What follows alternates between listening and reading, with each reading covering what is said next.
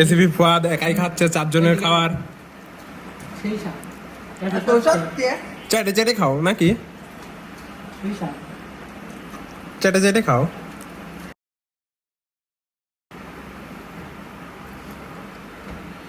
ACP এত স্বাদ কে কো?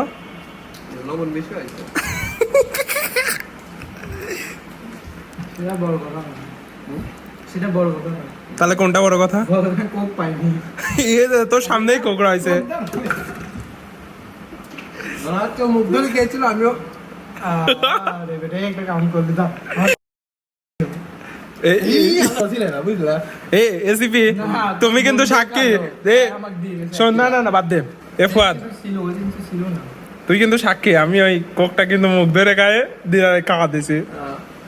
তাই কি